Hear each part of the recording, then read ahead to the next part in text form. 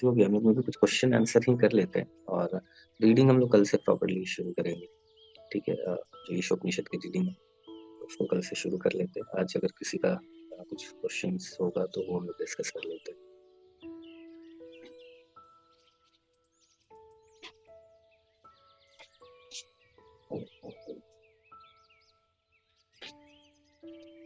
मेरी आवाज़ आ रही है? रोज माता जी, मैं ये कह रहा था कि अभी आज तो समय अगेन थोड़ा ज़्यादा ही हो गया है, तो अगर किसी के कुछ प्रश्न होंगे तो then that we can discuss, हम लोग उसको डिस्कस कर लेते हैं और फिर हम लोग रीडिंग को कल से शुरू करते हैं ईशोपनिषद की।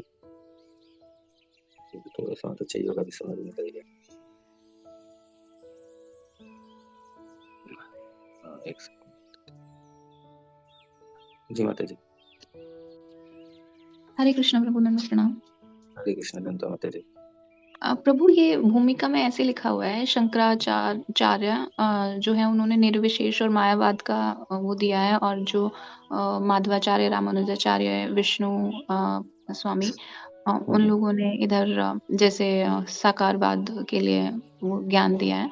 तो लेकिन शंकराचार्य जी ने भी प्रचंड रूप से गोविंद को ही सर्वोत्तम माना है। लेकिन प्रभु, जैसे जो लोग फिलॉसफी पे बात करते हैं ऑफिस में, वो लोग तो नहीं मानते हैं इस बात को। वो तो मुझे नहीं पता कि कहाँ लिखा है, लेकिन वो तो यही कहते हैं कि नहीं, ये तो ये बिल्कुल ही दोनों अपोजिट फिलॉसफी हैं, और शंकराचार्य तो मतलब निर्विशेषवाद को मानते हैं। तो प्रभु, ये ऐसा है कि बस उन्होंने एक बार ऐसा कह दिया है या एक बार ऐसा लिख दिया है, लेकिन पूरी उनकी फिलॉसफी इसके अगेंस्ट रही है, या फिर उन्होंने एक बार भी क्यों लिखा? ये मतलब कंफ्यूजन क्यों है ऐसा? हाँ, तो अच्छा प्रश्न आता है, थैंक यू। एक्चुअली जब थोड़ा-सा समझना होगा कि क्या इसके पीछे बैकग्राउंड भी क्या है? तो इसके पीछे बैकग्राउंड है कि अ, सबसे पहले जब तो छोटा-सा ही है, मतलब अभी उसको बहुत डिटेल में तो नहीं डिस्कस कर पाएँगे हम लोग। जस्ट मैंने कई मतलब हम लोग ने कई बार इसको डिस्कस करा है ऑलरेडी। तो अभी जस्ट एक शॉर्ट मतलब एक ब्रीफली इसको थोड़ा डिस्कस करते हैं अभी। तो एक्चुअली वही था कि सबसे पहले जब शास्त्रों को काफ़ी मोल्ड करके उससे उसका जो मिसयूज़ होने लगा, चाहे वो जानवरों का को मारना, है ना? और पशुवध जो शास्त्रों के नाम पे होने लगा, और दूसरा जो ये होने लगा कि नहीं, मैं तो मतलब आप छोटे कास्ट के हो, मैं बड़ा कास्ट का हूँ, तो आपका एक्सप्लॉइटेशन जो शुरू होने लगा। और ये सब किसके बेसिस पे हो रहा था? ये सब हो रहा था शास्त्रों के बेसिस पे। तो उस समय शास्त्रों के बेसिस पे जब हो रहा था, तो फिर ख़ैर भगवान आए गौतम बुद्ध के रूप में, और उन्होंने पूरी तरीके से, क्योंकि इतना ज़्यादा डिस्ट्रैक्ट हो चुके थे लोग, स्क्रिप्चर को इतना ज़्यादा मोल्ड कर चुके थे गलत तरीके से, कि फिर उसको समझाना मतलब वापस से बहुत मुश्किल था। तो फिर गौतम बुद्ध के रूप में भगवान आए, है ना? और टोटली उन्होंने शून्यवाद को दिया। सब कुछ शून्य है ऐसा करके। बोला पहले भगवान-वगवान के बारे में बाद में बात करना। पहले तो क्या है कि पहले तो समझो, भगवान के बारे में बात मत करना, पहले तो आप इंसान बनो अच्छा, है ना? तो उन्होंने फिर अहिंसा ये सारी चीज़ें बोली। बोले पहले तो कुछ थोड़ा मोरल तो बनो, फिर तो स्पिरिचुअल बनना, है ना? तो श्रील प्रभुपाद जी बोलते हैं ना, first become conscious then become Krishna conscious, है ना? तो इनसेंसिटिव हम नहीं बन सकते, है ना? स्क्रिप्चर्स के नाम पे। जैसे हमने भी कई बार हम लोग डिस्कस करते हैं ना कि अगर हमारे पेरेंट्स भक्त नहीं है ना? और हम सुनते हैं कि नहीं-नहीं वैष्णव का ये करना है। अब हमारे पेरेंट्स हैं तो दे आर वेरी रिस्पेक्टफुल, वो भक्त है, चैंटिंग कर रहे हैं, नहीं कर रहे हैं, बट हमारे लिए वो हमेशा मतलब बहुत पूजनीय रहेंगे। तो उस तरीके से समझना बहुत ज़रूरी है। बट उस समय क्या हो रहा था कि मिसयूज़ होना शुरू हो रहा था स्क्रिप्चर्स के नाम पे। तो गौतम बुद्ध ने आके फिर उसको टोटल शून्यवाद करा, भी पहले ये सब बात छोड़ो। अब जो टोटली उन्होंने वो सारी चीज़ें करी, तो फिर पद्म पुराण में वर्णित है कि खुद भगवान मतलब शिव जी पार्वती माँ को बोलते हैं कि अभी तक तो जो मुझे सेवा भगवान ने दी है, बहुत ईज़ी सेवा दी है। बट अभी जो मुझे भगवान ने और ये कन्वर्सेशन है शिव जी और पार्वती माँ का, कि अभी जो मुझे सेवा ये दे रहे हैं, है ना? अभी जो मुझे सेवा दे रहे हैं, वो बहुत टफ सेवा दे रहे हैं। तो तो बताते हैं कि मुझे मायावाद को स्प्रेड करना, भगवान के रूप को, भगवान के फ़ॉर्म को ये नेगेट करने के लिए सेवा दी जा रही है। बहुत परेशान रहते हैं, पार्वती माँ पूछती है तो ये बताती है कि ऐसा सेवा दिया है उन्होंने, तो क्या करें?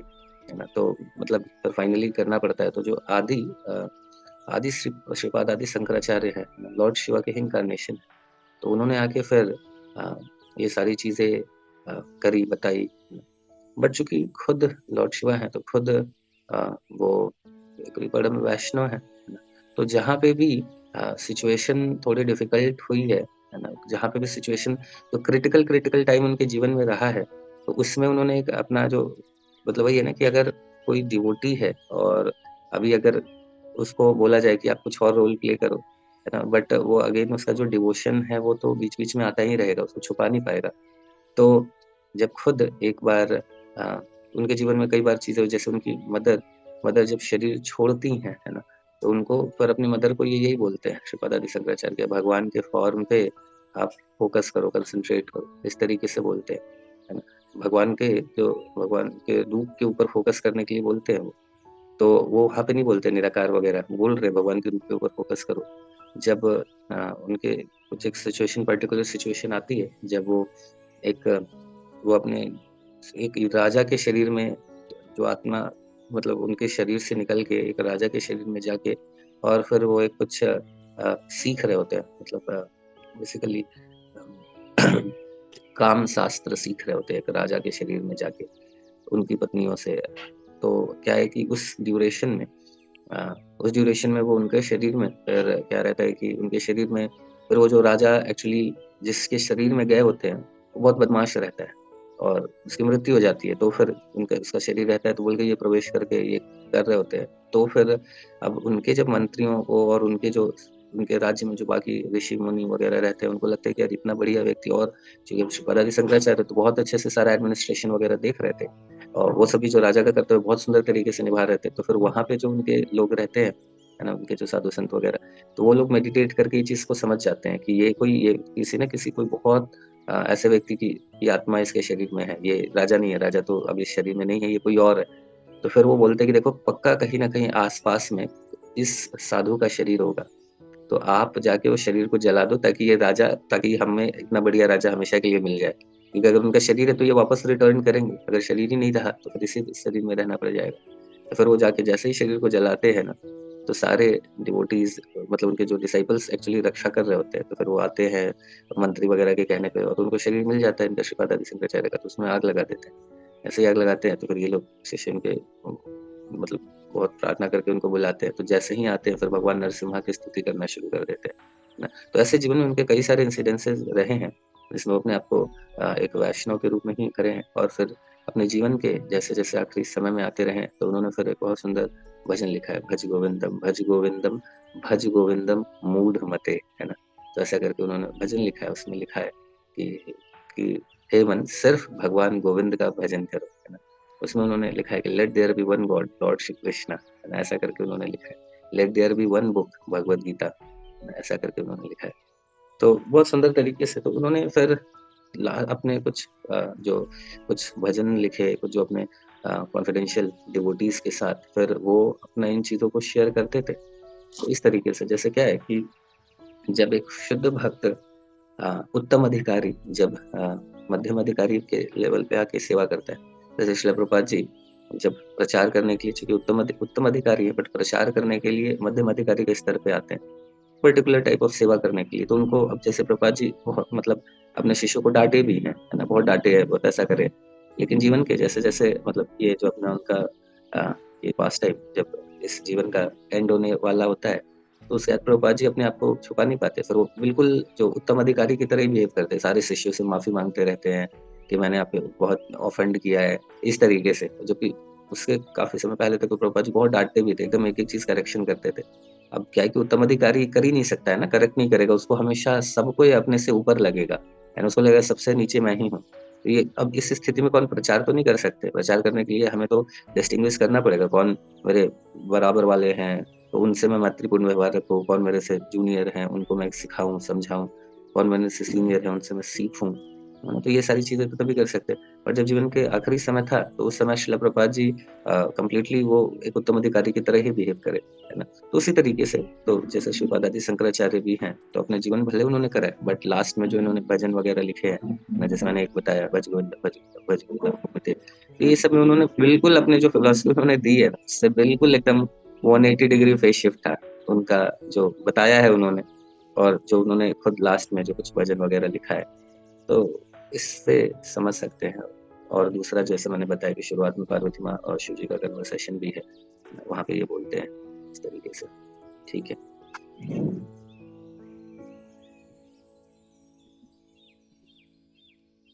ठीक है ठीक है प्रभु प्रभु जी। आगे। प्रभु जी आगे। ये जैसे जो लोग फ़ॉलो भी करते हैं ना शंकराचार्य जी की फ़िलॉसफ़ी वो ये सब चीज़ें जो हम देख रहे हैं जो लास्ट में आप बता रहे हैं, वो सब चीज़ों को तो वो मेंशन ही नहीं करता है। वो करेक्ट।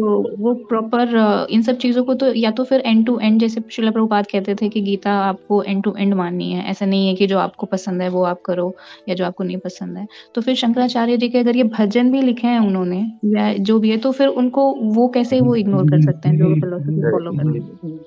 बिल्कुल, बिल्कुल तो माताजी। लेकिन वो लोग इतना कॉन्फिडेंटली सकारवाद और इसको हिट करते हैं कि ये बिल्कुल ही अगेंस्ट है। बट अगर ये भी उसका पार्ट है शंकराचार्य फिलॉसफी का, तो फिर उनको वो भी एक्सेप्ट करना चाहिए।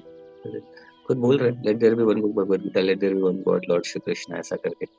हाँ, हुँ, हुँ। ठीक है प्रभु, हरे कृष्णा धन्यवाद। हरे कृष्ण। वही है कि एक्चुअली बहुत, मतलब ये सारी चीज़ बहुत क्लैरिटी के साथ चीज़ें दी गई हैं।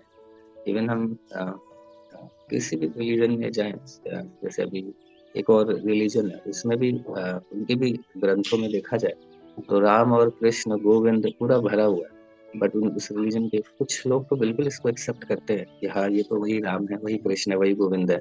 एकदम क्लियर कट लिखा हुआ है ना?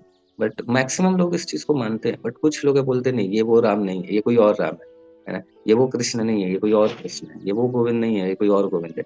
अरे! एक नाम गलती से लिख सकता है, राम है, कृष्ण है, गोविंद है, सब कुछ लिखा हुआ है। फिर आप ऐसे कैसे बोल सकते हो कि ये कोई और राम, कोई और गोविंद, कोई और कृष्ण है ना? ऐसा करके। तो मैक्सिमम लोग मानते हैं, ना, मैक्सिमम लोग इस चीज़ को मानते हैं, बट कुछ लोग बोलते हैं, नहीं, नहीं, ये तो वो राम नहीं है, ये तो वो गोविंद नहीं है। तो इस तरीके से ना, मतलब वही है कि अ, जब हम पहले से डिसाइड हो जाते हैं, हम न्यूट्रल अगर होके चीज़ों को देखें, पढ़े, समझे, तो देन बहुत आसान है। लेकिन हम पहले से सोचेंगे, नहीं, नहीं, अगर हम इनको मान लिए राम, कृष्ण, गोविंद, तो हम फिर तो वैसा हो जाएगा ना। तो थोड़ा उस तरीके का जब ईगो और बाकी चीज़ें आती है, तो फिर लोग उसको एक्सेप्ट नहीं कर पाते हैं। बट हम जब एसेंशियल प्रिंसिपल देखें, तो फिर ईज़ी है समझना, कोई बहुत दिक्कत तो की बात तो नहीं। तो वो है। तो उसी तरीके से श्रीपाद आदि शंकराचार्य का एसेंशियल जब देखा जाए, तो बहुत ईज़ी है, कोई ऐसा डिफिकल्ट नहीं है इस बात को समझना। श्रील प्रभुपाद जी कई जगह श्रीपाद आदि शंकराचार्य का कोट करा है। प्रभुपाद जी के कई आप जगह देखिए, जैसे श्रील प्रभुपाद जी, जैसे श्रील रामानुजाचार्य, श्रील माधवाचार्य को कोट करते हैं, उसी तरह प्रभुपाद जी कई जगह श्रीपाद आदि शंकराचार्य को कोट करें। यही सबसे बड़ी बात तो यही समझना होगा, है ना? कि मतलब क्यों कोट करेंगे, है ना? अगर अगर कंप्लीटली डिफरेंट होता तो कोट क्यों करते? प्रभुपाद जी कई जगह आप पढ़ेंगे भगवद गीता, भागवतम, चैतन्यचरितामृत में, कई जगह आप श्रीपाद मतलब वो जैसे हमारे रामानुजाचार्य जी हैं, माधवाचार्य जी हैं, उसी तरीके से श्रीपाद आदि शंकराचार्य को भी प्रभुपाद जी ने कई जगह कोट करा है कि वो ये बोल रहे हैं, ऐसा करके। तो ये है, ठीक है। उसके बाद चीज़ें थोड़ा-सा तो होती जाती है, बट श्रीपाद आदि शंकराचार्य का तो एकदम क्लैरिटी थी। ठीक है, ये सब मित्र प्रभु। हरे कृष्ण प्रभु जी, धन्यवाद। हरे कृष्ण दंतम। जैसे प्रभु जी ये कहना है कि यहाँ एक पीछे घाट है गंगा जी के किनारे, तो वहां पे शिव जी का एक मंदिर है, बहुत प्राचीन मंदिर। उनको यहाँ पे बनारस में लोग सुल्तान केसर महादेव ऐसा मतलब नाम दिए हुए हैं। हुँ, तो हुँ। प्रभु जैसे हम गंगा नहाने, अभी गर्मी आ गई तो गंगा जी नहाना थोड़ा ज्यादा अच्छा लगता है हमें, तो हम वहां जाते रहते हैं वैसे। तो प्रभु जी ये हुँ, पूछना है कि जो कस्टम है यहाँ के लोकल के, जैसे हम देखते हैं वो लोग सूर्य आराध्य करते हैं, फिर जाके शिव जी के अंदर वो पूजा करते हैं मंदिर में, और वहाँ मंदिर में सारे देवी देवता मतलब। आपकी आवाज़ आनी बंद हो गई प्रभु।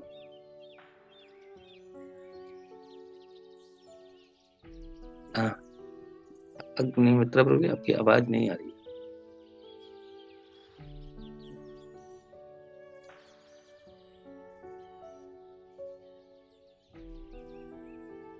हरे कृष्णा, हरे कृष्णा, कृष्णा। आप लोग को भी नहीं आ रही है? कि मुझे ही नहीं आ रही है? हरे कृष्णा। ठीक है। अग्निमित्र प्रभु, आपकी आवाज़ नहीं आ रही है। ठीक है, किसी का कुछ प्रश्न है तो पूछ सकते हैं, अदरवाइज़ हम फिर यहाँ पे रुकेंगे। ओके। किसी का और कुछ है प्रश्न, जो डिस्कस कर सकते हैं?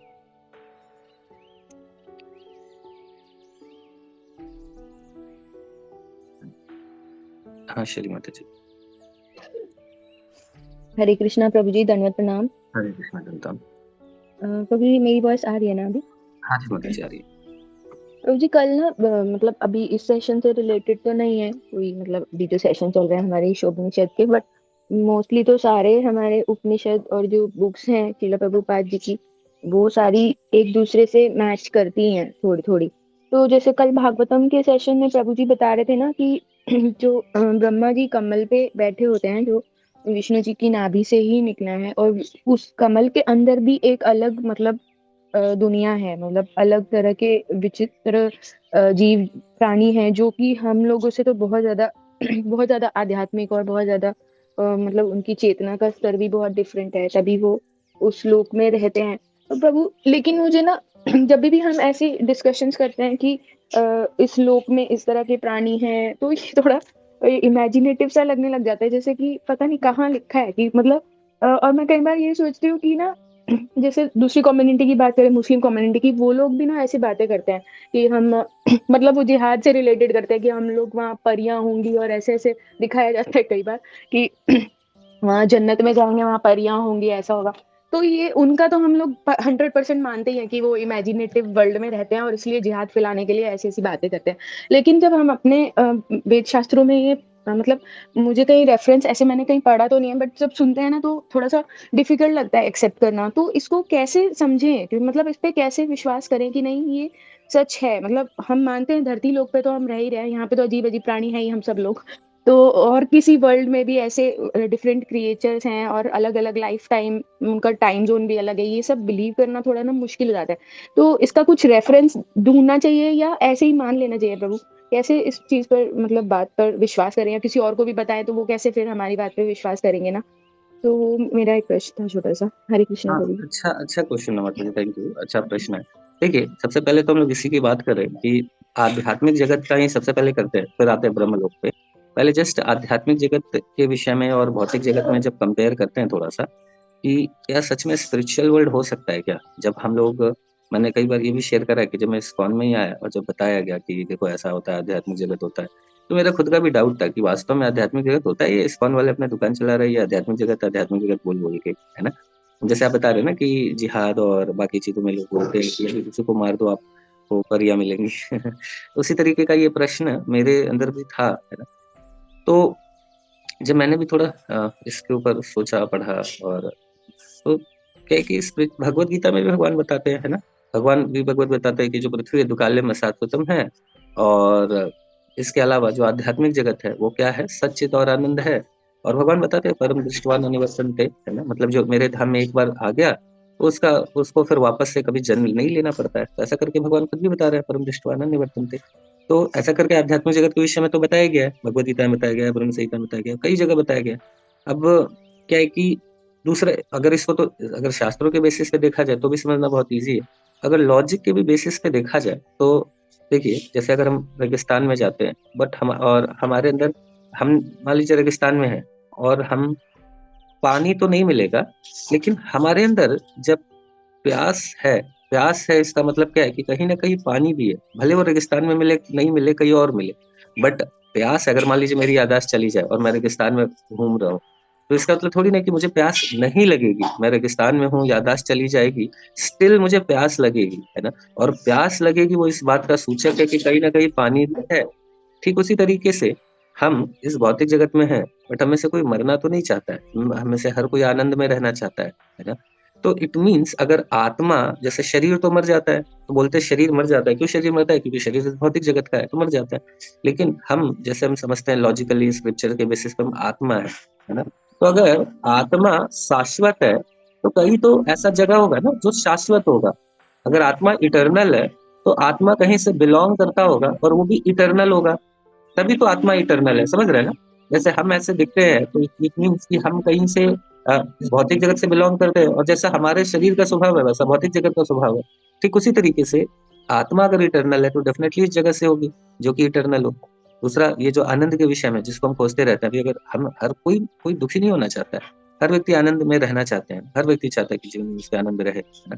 लेकिन अभी इस भौतिक जगत में आनंद तो है नहीं। इट मीन्स कि कहीं ना कहीं जरूर वो आनंद है। जैसे रेगिस्तान में पानी नहीं है, बट हम भले भूल जाए, याददाश्त चली जाए, बट कहीं ना कहीं पानी है अगर हमारे अंदर प्यास है। उसी तरह हमारे अंदर जो आत्मा है उसको इटर्निटी, कोई मरना नहीं चाहता है, शाश्वत रहना चाहता है, क्योंकि जो आत्मा का स्वभाव है नहीं मरना, शाश्वत रहना, है ना? खुश रहना, आनंद में रहना। बट इस भौतिक जगत में नहीं है, बट हमारे अंदर ये डिजायर है, तो इट मीन्स कि डेफिनेटली वो होगा। और भगवद गीता भी इस बात को बताती है, अन्य श्रीमद् भागवतम, हर सारे स्क्रिप्चर्स इस बात को आध्यात्मिक गति के विषय में बताते हैं। और जो हम लोग जब इवन जब रहते हैं तो ये हो गया लॉजिकली हो गया और स्क्रिप्चर्स के बेसिस पे हो गया, और तीसरा प्रैक्टिकली देखा जाए तो प्रैक्टिकली भी ये चीज़ रियलाइज़ होता है धीरे-धीरे जब हम भक्ति में आगे बढ़ते हैं, और जब हम ऐसे भक्तों का संग मिलता है जहाँ पे जो बिल्कुल सुंदर तरीके से भगवान की सेवा में लगे हुए हैं, लिप्त हैं, तो फिर वो आध्यात्मिक जगत की फीलिंग आती है। जैसे मैंने कई बार एग्ज़ाम्पल भी दिया कि जब मैं पंढरपुर जाता हूँ, तो वहाँ पे क्या होता है कि सारे डिवोटीज़ सब लोग भगवान की कुछ न कुछ सेवा में लगे हुए हैं। कोई भगवान की आरती कर रहे हैं, कोई नौका विहार करा रहे हैं, कोई भगवान का कीर्तन कर रहे हैं। तो चारों तरफ हर कोई भगवान सेंटर में, और हर कोई बिल्कुल एब्ज़ॉर्ब्ड है भगवान की सेवा में, और कुछ है ही नहीं। कि वो पूरे मतलब ना एक्चुअली क्या है, ऐसी जगह पे है, नॉर्मली कोई नॉर्मल व्यक्ति जाएगा ही नहीं, क्योंकि इतनी तपस्या है ना, तो वहाँ पे कोई साधारण व्यक्ति तो जाता ही नहीं है। वहाँ पे जो जेन्युइनली डिवोटीज़ है वही जाते हैं। तो वहाँ पे एक अलग ही सब ना एक अलग ही मूड में रहते हैं, बिल्कुल सिर्फ़ भगवान सेंटर में। तो ये प्रैक्टिकली भी जब ये तीसरा प्रैक्टिकली भी ये चीज़ें जब मैंने देखी ना, ऐसी जगह पे जब भक्तों के साथ रहते हैं, तो फिर वो सारा चीज़ दुनिया पूरा मतलब सिर्फ़ भगवान सेंटर में है, सब लोग भगवान का कीर्तन कर रहे हैं, प्रसाद बना रहे हैं ना, भगवान की सेवा में लगे हुए हैं। तो फिर वो वही आध्यात्मिक जगत वाली फीलिंग आती है। मैं और आई, मी एंड माई सेल्फ खत्म हो जाता है। वहाँ पे सिर्फ़ भगवान की सेवा ही है, भक्तों की सेवा। तो ये प्रैक्टिकली भी कई बार ऐसा भक्तों के बीच में ये रियलाइज़ होता है ना? तो जैसे-जैसे हम लोग भक्ति में आगे बढ़ेंगे और इस तरह का संग रहेगा, तो वो संभव है ना? इस जो ग्रेटर नोएडा वेस्ट में हम लोग इतना पेन इसलिए ले रहे हैं। अभी तो मतलब सच में हमारा तो हरिबोल हुआ पड़ा हुआ है। मतलब वास्तव में वो अभी मतलब जब ऐसा लगता है ना कि नहीं, इट्स गेटिंग टू मच, तो फिर वही वो जो एक ड्रीम है ना, वही आध्यात्मिक जगत बनाने का, ये सारे गृहस्थ सारे लोग रह रहे हैं वहाँ पे, और टेम्पल है, वहाँ पे सभी बच्चे भी हैं, गुरुकुल भी है, गौशाला भी है, सब कुछ है ना? और आगे चल के सेल्फ सस्टेनेबल भी रहे, तो सारा कुछ वहाँ पे ही है। डिवोटी भी कुकिंग कर रहे हैं, वहाँ पे प्रसाद भी बना रहे हैं, ग्रेजुअली अनाज भी उपजा रहे हैं, तो सब कुछ वहाँ पे रह रहे हैं। तो मतलब ये फिर तो वही आध्यात्मिक जगत का ही तो वो जो बिलीफ है, फिर प्रभुपाद जी बता रहे थे ना कि वो हमने इस्कॉन सेंटर्स वो एम्बेसीज बनाए हैं, जहाँ पे जाके हम आध्यात्मिक जगत क्या है उसको समझ सकते हैं। तो आध्यात्मिक जगत की ट्रेनिंग ले सकते हैं, कैसे आध्यात्मिक जगत में बिहेव करना है। तो ये तीनों से स्क्रिप्चर्स के बेसिस पे प्रैक्टिकली और हम लॉजिकली भी इन चीज़ों को समझ सकते हैं। अब बात आती है रिगार्डिंग अन्य भौतिक जगत की, जैसे आप बता रहे हैं ब्रह्मलोक। तो इसमें भी देखिए कि जैसे बताया ही गया है कि हमारा जो शरीर है, भौतिक शरीर है, पंच तत्वों से बना है, अर्थ, वाटर, फायर, एयर, ईथर, है ना? तो अभी हमारे में अर्थ ज़्यादा है, इसलिए बोलते हैं मिट्टी का शरीर मिट्टी में मिल जाएगा। अन्य भी कहीं पे क्या है, अग्नि ज़्यादा है, जैसे सूर्य प्लैनेट पे जाएँगे तो अग्नि ज़्यादा है, अन्य किसी प्लैनेट पे जाएँगे ईथर ज़्यादा है ना? तो ऐसे ये पंच तत्वों में है तो अलग-अलग, जहाँ पे कहीं पे ये ज़्यादा है, कहीं पे वो ज़्यादा है। अभी क्या है कि ये जो तो अगर हम स्क्रिप्चर्स में पढ़ते हैं तो बताया गया है ना? कि भागवतम में, श्रीमद् भागवतम में बहुत सुंदर तरीके से इसको एक्सप्लेन किया गया है कि कितने नरकीय प्लैनेट होते हैं, फिर हेवनली प्लैनेट होते हैं, और हेवन जैसे अगर आपको इसको डिटेल में पढ़ना है तो दिन श्रीमद् भागवतम में इसको आप पढ़ सकते हैं। इसमें बहुत अच्छे से एक्सप्लेन किया गया है। तो हेवनली प्लैनेट्स मतलब जो हेवनली प्लैनेट्स आध्यात्मिक जगत का पार्ट नहीं है, बट जो लोग पुण्य कर्म करते हैं उनको वो हेवनली प्लैनेट मिलता है। तो हेवनली प्लैनेट में भी अभी तक तो हम लोग इंद्रलोक के विषय में ही सुनते हैं, है ना? बट हेवनली प्लैनेट भी कई सारे हैं। हेवनली प्लैनेट में जो highest of the heavenly planet है, वो है ब्रह्मा जी का लोक, वो ब्रह्मा जी का लोक है। तो वहाँ पे जो जीवात्मा है, सबसे इस भौतिक जगत से सबसे क्वालिफाइड लोग वहाँ पे रहते हैं, तो बिल्कुल पुण्यवान लोग हैं। है ना? तो वहाँ पे जैसे क्या है, अभी आपकी कंपनी मतलब जिस कंपनी में हम जॉब करते हैं, तो उसमें रहता है ना कि जो ज़्यादा मतलब फैसिलिटीज़ अलग-अलग लेवल पे अलग-अलग लोगों को दी जाती है ना? जो बेस्ट ऑफ द जिस पे कंपनी के बहुत सारे अच्छे-अच्छे लोग हैं, जो कंपनी के लिए बहुत कुछ अच्छा कर रहे हैं, है ना? कंपनी उनको बहुत फैसिलिटीज़ देती है। तो ठीक उसी तरीके से है, जो हेवनली प्लैनेट्स में जो अच्छे-अच्छे लोग हैं, उनको फिर ऐसा हेवनली प्लैनेट का दिया जाता है। तो ये चीज़ें हैं, ठीक है? आई होप ये क्लियर होगा माता जी। ठीक है, फिर समय हो गया तो यहाँ पे हम लोग रुकते हैं। मतलब ये तीनों तरीके से समझ सकते हैं इसको, लॉजिकली, प्रैक्टिकली, इसको स्क्रिप्चर्स के बेसिस पे। ठीक है। ठीक है, फिर हम लोग यहाँ पे रुकते हैं। अगर नेक्स्ट हम लोग अच्छा हाँ, ये 1-2 और इम्पोर्टेंट इन्फॉर्मेशन भी है कि पूजा पूजा माता जी हैं, उनकी मदर ने अपना शरीर त्याग दिया है, 1-2 दिन हो गया। तो फिर अभी हम लोग उनके लिए भी वैसे एक बार प्रार्थना करेंगे। माता जी वो मतलब पूजा माता जी बहुत अच्छे से भक्ति कर रही हैं, और वहाँ पे भी चाहे कि मतलब कुछ प्रभुपाद जी का बॉक्स ये सब लगा के प्रयास कर रही थी कि किसी तरीके से भगवान का नाम पहुँचे। तो हम लोग सभी लोग एक बार ऐसे उनके लिए प्रार्थना करेंगे। हरे कृष्णा कृष्णा कृष्णा हरे हरे, हरे राम राम राम हरे हरे। तो आगे चल के उनको किसी भक्तों का संग मिले, है ना, भक्तों का संग मिले, तो ये परफेक्शन है वास्तव में। तो ठीक है, आगे ऑनवर्ड जर्नी के लिए प्रार्थना करेंगे। और ठीक है, सुचिता माता जी की भी सर्जरी हुई थी गले की। एक्चुअली क्या हो जाता है ना, मतलब सच में डिवोटीज का कई, ये जैसे हम लोग बता रहे ना कि इस तरीके का जो भक्तों का भाव और स्वभाव होता है, तो कई सारे डिवोटीज को जो हम लोग प्रैक्टिकली देखते हैं इतने सुंदर तरीके से सेवा करते हुए, तो मतलब ये सारा जो आध्यात्मिक जगत ये सब पढ़ते हैं हम लोग, है ना। तो हम जैसे जैसे भक्तों का संग करेंगे, हम भी थोड़ा प्यूरिफाई होंगे, वो भी थोड़ा प्यूरिफाई होंगे, तो फिर हमारा फेथ बढ़ना ना बहुत ईजी हो जाता है ना। फेथ बहुत ईजी हो जाता है इन चीजों के ऊपर बिलीव करना ना, क्योंकि प्रैक्टिकली हम देख सकते हैं कई सारे ऐसे डिवोटीज है जो बिल्कुल जैसे आध्यात्मिक जगत में बताया जा रहा है उस तरीके का बिहेवियर उनका होना शुरू हो जाता है धीरे धीरे। तो एसोसिएशन से ही ये सारी चीजों को समझना संभव है ना, एसोसिएशन से ही संभव है, अदरवाइज थ्योरी से सिर्फ तो थोड़ा मुश्किल है। तो सुचिता माता जी का भी अभी गले की सर्जरी हुई है, तो माता जी के लिए एक बार हम लोग प्रार्थना करेंगे, और बाकी डिवोटीज का भी जिनका स्वास्थ्य ठीक नहीं है सभी के लिए एक बार हम लोग थोड़े से प्रार्थना करेंगे कि अच्छे से वो भक्ति कर सके, अच्छे से आगे सेवाएं कर सके। हरे कृष्णा कृष्णा कृष्णा हरे हरे, हरे राम राम हरे हरे।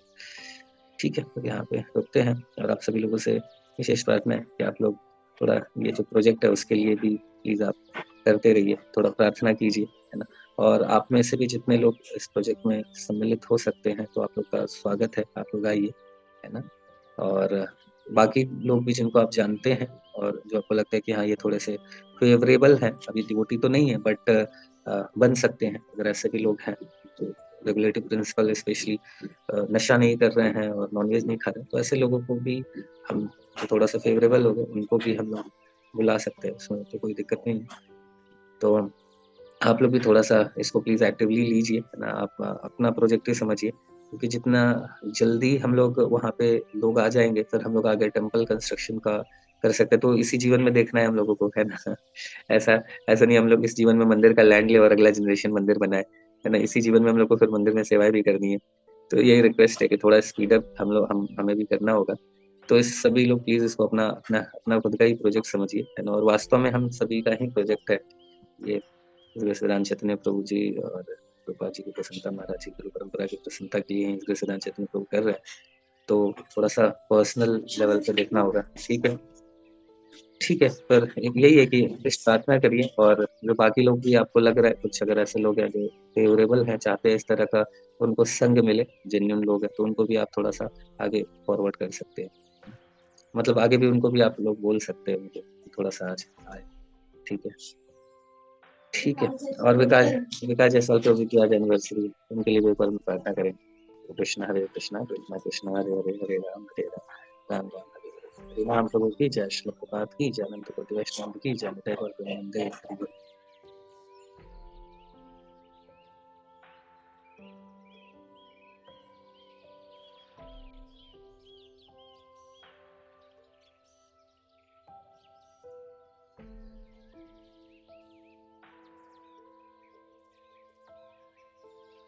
Hare Krishna,